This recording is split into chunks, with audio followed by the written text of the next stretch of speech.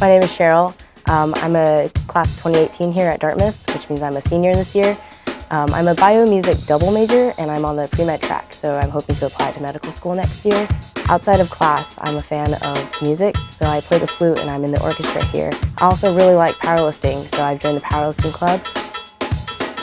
And I'm also doing a senior thesis this year, so I spend a lot of my time in lab.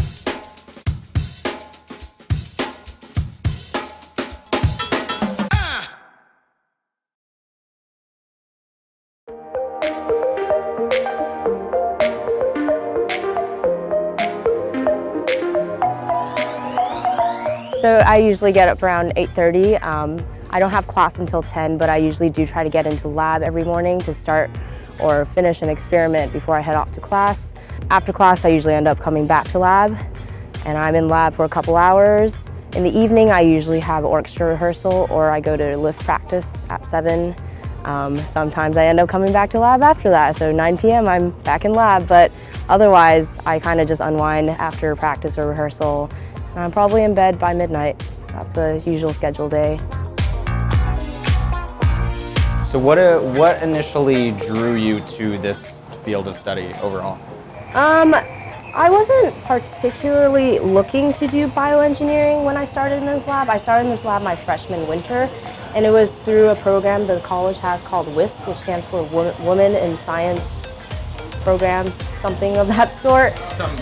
It's for women, and it's to help women get connected to these STEM labs that we have. I'm on the pre-med track, so we have a few more requirements than general biology. So, for example, I have to take organic chemistry. Actually, that might be it. Most of the pre-med track does overlap with the bio major. Of course, there's the optional like psychology, sociology classes I can take as a pre-med as well. How many hours a week would you say you spend in the lab? Oh gosh. I put myself at around 4 to 6 hours a day. So let's say 4 hours a day, 7 days a week. That's what, 28 hours. So what would you say is the balance between that and classwork? I planned this out. I'm only taking 2 classes this term. The normal course load at Dartmouth is 3 courses a term. Did you have to front load a lot of requirements to be able to do that? I wouldn't say I front-loaded, but I definitely did more planning than the usual Dartmouth student does. Like, I came in fall term knowing exactly what courses I was taking which term, and I think that's how I'm able to do 2 majors, go on an FSP, and graduate technically a term early, which is why I'm taking next term off. Yeah, so it takes a lot of planning, but it's all doable, you know? Yeah. So there's gonna be a lot of steam coming out this way. It shouldn't hit over there, but oh God.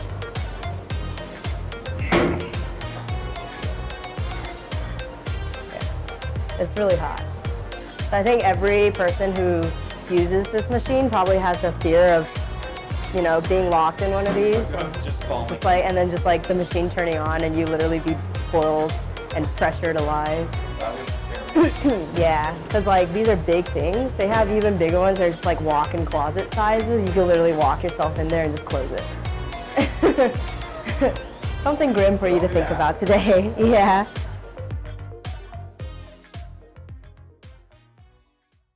Darling, you send me. So where are we right now? This is Faulkner Recital Hall. I guess it's the only recital hall we have in the music department. So Dartmouth's music department is quite small. I think in my class there's 4 or 5 music majors.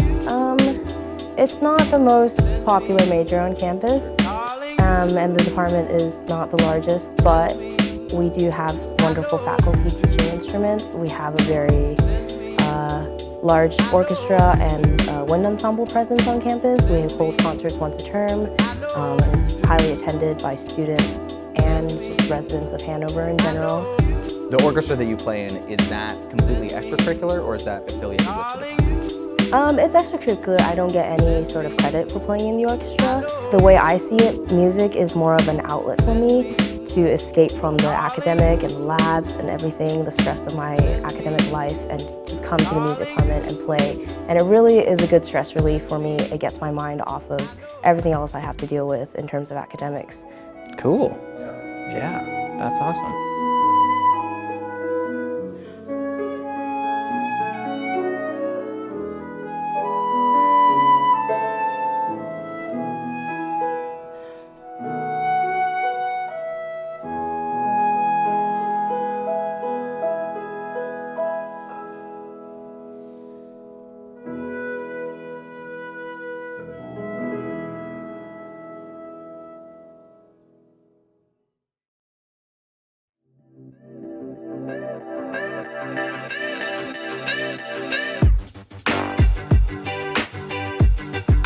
So right now we're not on Dartmouth's campus. No, we're off campus. The powerlifting team trains at CrossFit RVC. This is because we can't get all of our members into the gym at Dartmouth. So why did you initially get involved with powerlifting? So actually I got into powerlifting through my high school swim team. When I was swimming in high school, they threw us in the weight room with the boys to do some upper body conditioning. I somehow felt that I really liked it, even though most girls hated it. And I kept going after a season ended. And the football guys who were also in there all the time taught me the rest of the lifts. I didn't really start seriously training powerlifting until I got onto campus here because I didn't have regular access to a gym back at home. So I would say freshman year is when it really started taking off for me. I think it's just like music is an outlet for me, powerlifting's another outlet for me. This is one of a more physical outlet. It lets me just release all the stress I have pent up in me. Like dropping things from above your head is really, really satisfying. That's a good, like, at least for me, yeah. Sure, sure. It's easy for males to walk into the gym and just go straight to the squat racks, but I know how hard it is as a female. Like I've gotten used to the amount of testosterone just in the air you can feel there, but I know it can be really intimidating for a lot of girls. So the easiest way is just to get a lifting partner, go in there with another girl or a male friend, just get yourself in there, get used to it. Don't be afraid what other people think. Everyone started somewhere. Don't be afraid to start from nowhere because everyone started from nowhere.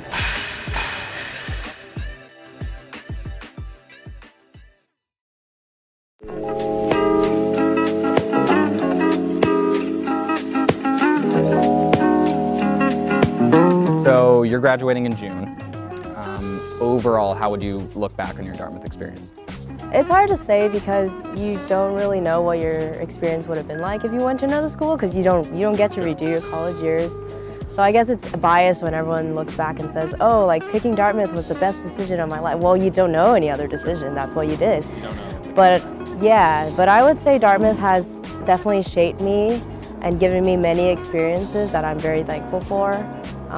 One of the biggest being it's really helped me come out of the bubble I used to be in high school. I went to a pretty sheltered high school, I would say, and coming here just exposed me to so many different people, so many different cultures. And Dartmouth really has helped me get out of my shell. I used to be a little bit of an introvert. I would say I can be an extrovert now, and on the inside I will always still be an introvert, but at least I'm better now at socializing with people and getting to know people and meet new people. And what's been the most surprising to you about Dartmouth? Definitely the diversity of just everything you encounter here. So many different types of people with different backgrounds and different knowledges, and people with so many hidden talents that you don't know about until you get to know them, and it's really amazing just the amount of diversity Dartmouth draws to its campus. What advice would you give to someone who's about to apply to Dartmouth or apply to other schools? Come into Dartmouth with an open mind. And this is not just for Dartmouth. Go into any college you apply with an open mind. Don't go to a college expecting one thing because if that's not there for you, you may be disappointed. If you come in and say, I will take whatever you throw at me, you will have so much better of an experience during your college years.